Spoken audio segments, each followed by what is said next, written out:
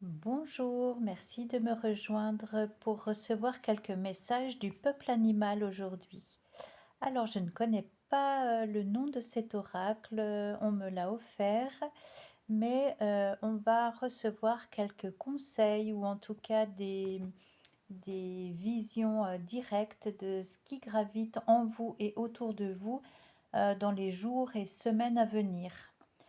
On parle d'alchimie retrouvée. En fait, vous avez su dernièrement mettre à profit toutes vos épreuves et les transformer en extraire le meilleur, les apprentissages, les compréhensions et la conscience nécessaires pour avancer sur votre chemin un peu plus conforté, un peu plus solide et moins catégorique. Vous élargissez votre cœur, avez un spectre un peu plus large, fait de nuances, vous êtes moins dans le jugement et plus dans l'accueil de qui vous êtes et de ce que vous êtes venu faire dans cette incarnation.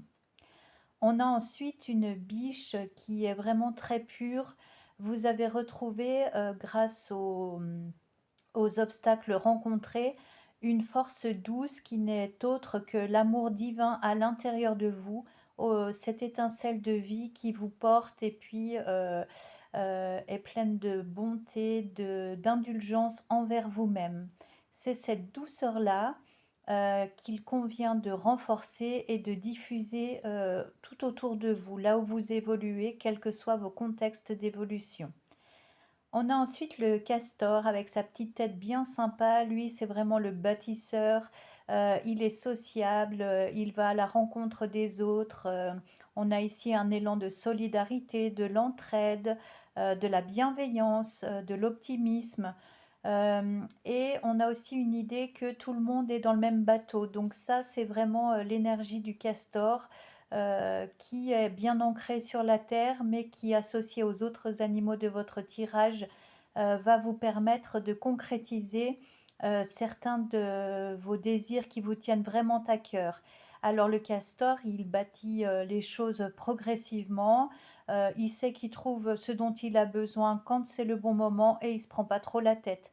Il a la tête dans le guidon, mais il a un cœur énorme et cette carte-là, elle vous représente à merveille. On continue avec l'abeille. Donc c'est une grande bosseuse, vraiment. Elle ne se pose pas de questions, elle non plus. Donc ça, on devrait vraiment s'en inspirer des animaux. Ils font ce qu'ils savent devoir faire sans se soucier de ce que son environnement pense. Et donc cette abeille butineuse, elle œuvre, elle œuvre, elle œuvre, certaine que tôt ou tard, eh bien, tous ses efforts seront récompensés et que bah, la justice divine, elle récoltera le miel, le meilleur. Eh bien, c'est pareil pour vous. Il n'y a pas de raison. Si vraiment vous êtes aligné au juste, au vrai, au bon, tôt ou tard, vous allez récolter les fruits de vos belles énergies, tout simplement. Le renard, alors il n'apparaît pas sous la facette qu'on lui connaît habituellement.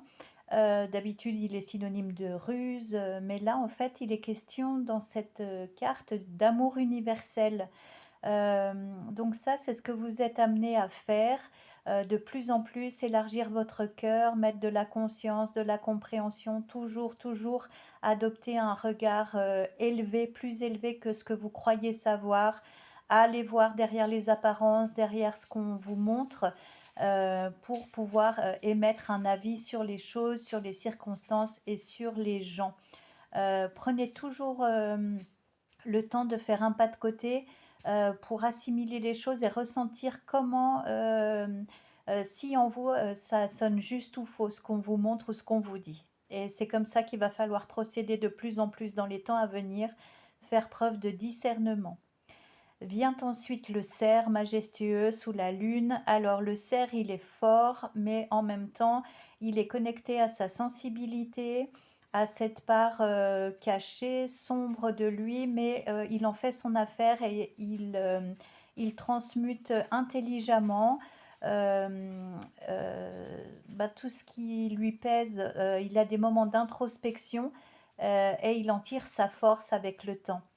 Ensuite, on a vraiment un savoir, on parle de savoir galactique, donc ce guépard qui sait pertinemment qu'il n'est pas tout seul comme un pauvre malheureux dans son incarnation, mais au contraire, il est là pour relier la terre et le ciel dans qui il est, dans ce qu'il sait devoir faire. Il sait devoir défendre son territoire énergétique. Et puis, alors, il attaque que vraiment pour se nourrir, mais sinon, il laisse les gens plutôt en paix, mais il protège ceux qui lui sont chers. Il est plutôt pacifique si on ne l'embête pas, lui vit sa vie et il accomplit son destin. Donc tirez-en une grande inspiration de ce tirage-là avec les animaux parce que ça représente vraiment des facettes de vous que vous devez vraiment soulever aujourd'hui. On a ensuite une série de 3 ratons laveurs. Alors c'est Mimi comme tout, d'habitude le raton laveur ça indique la sagesse, mais là il y a un petit quelque chose qui me fait tiquer, c'est qu'il y a une succession de 3 ratons laveurs. Ce qui indique par exemple pour votre vie sentimentale que vous êtes encore peut-être dans des triangulaires. Alors triangulaire, c'est pas forcément une âme, une personne incarnée. Ça peut être une situation, par exemple, si le partenaire ou la personne que vous aimez est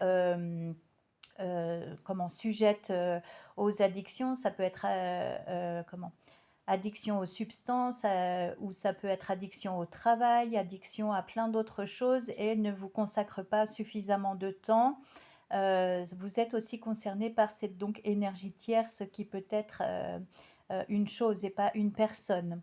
Alors voyons ce qu'on nous dit, il est là dans votre tirage, pardon, ce raton laveur pour vous amener une dimension un peu plus spirituelle, mystique, pour voir un petit peu plus de la magie dans ce qui vous entoure au quotidien, sans faire de chaque chose que vous croisez sur votre route un signe hein, évident. Faut pas non plus être trop perché, mais il y a quand même des clins d'œil de la vie qui sont jolis. Quand vous croisez un animal spécifique à un moment donné, que vous êtes en plein questionnement, et puis bah, ça vient vous apporter des réponses directes, puisque au fond de votre cœur, vous savez que c'est pertinent, juste et que ça tombe à point nommé. Euh, on passe au deuxième raton laveur qui, lui, apportera, enfin, est en recherche d'un équilibre. C'est pas encore là, c'est pas tout à fait au point, mais il y travaille, donc c'est bon signe. Lui, il vous représente, et puis aussi, ça peut être parfois que vous avez le cul entre deux chaises ou que vous pensez à deux personnes en même temps et que vous êtes un peu tiraillé. Donc là, c'est comme si ce raton laveur qui vous représente, il était là pour se dire calme-toi, il doit bien y avoir une solution, une évidence tôt ou tard, mais pour ça, il faut bien sûr déposer les armes, déposer le mental et avancer uniquement avec le cœur.